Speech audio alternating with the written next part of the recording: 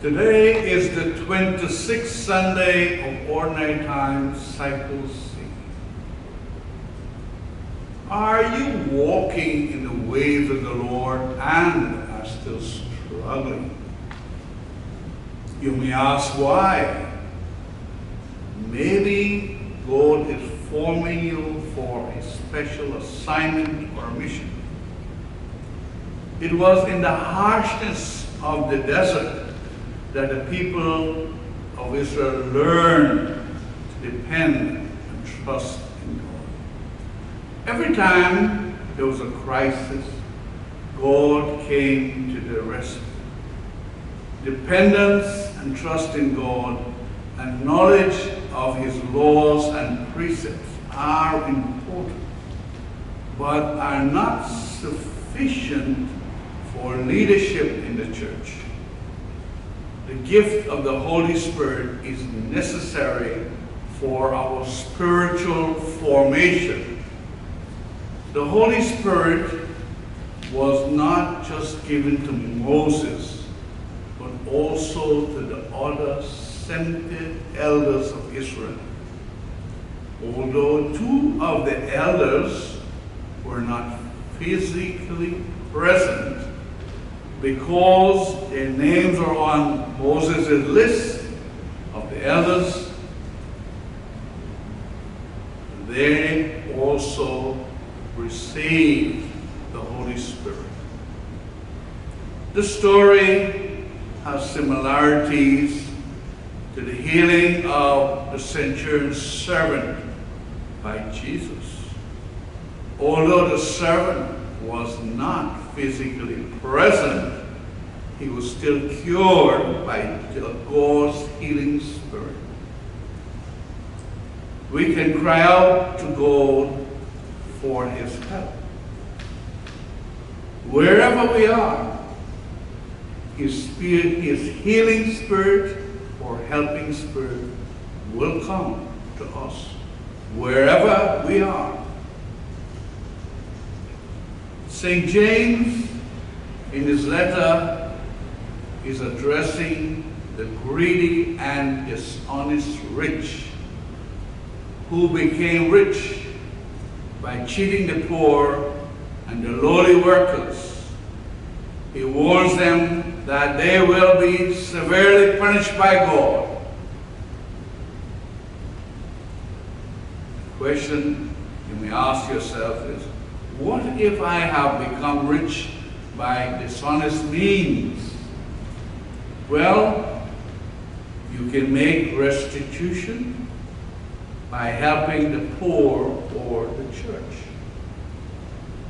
Please note that if you were rich by honest means, it is not a sin as some politicians claim.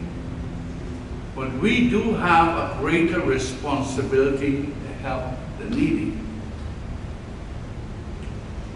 When the disciple John noticed that someone who was not a follower of Jesus was using Jesus' name to drive out demons,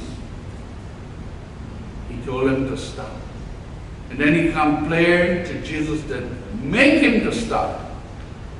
Jesus' answer was, if anyone who is doing good deeds in His name is working for Him. We are therefore called to support other Christians in their endeavors to help the poor and the lowly. Jesus tells us that anyone whose kind deed is to simply give a cup of water to one of His disciples in need of a drink, he will be greatly rewarded. Those who cause others to sin shall be punished severely in Gehenna, hell, as it's also called, on the day of judgment. You know, Matthew has a more colorful picture of hell, which he also calls Gehenna. He said it is where the worm never dies and the fire is never quenched. using the image of a garbage dump where the refuse is constantly being burnt and there's a lot of rotting food full of maggots, worms.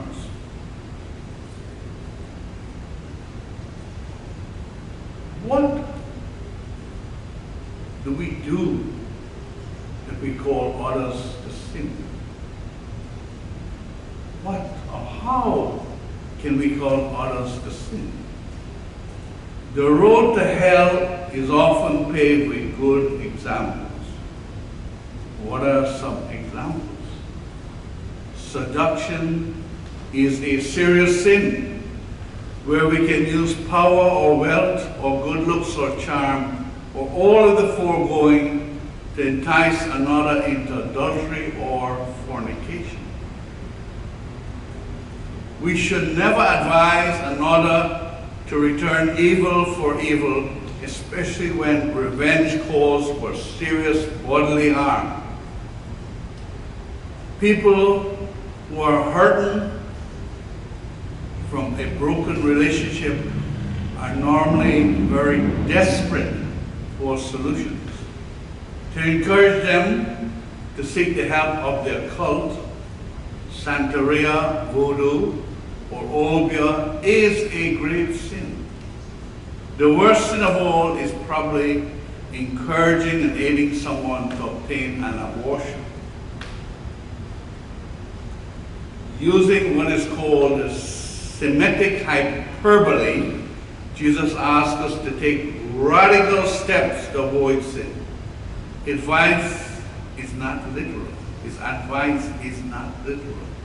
He is not urging self-mutilation. He's not asking us to cut off a hand and take out an eye. Of course, he will not condone what a young lady, if you remember her, Lorena Bobbitt, did to her cheating lover. Jesus is demanding radical change in our lives. For example, if you have just completed a drug rehabilitation program, you will have to stop seeing sometimes your best friends if they are still users.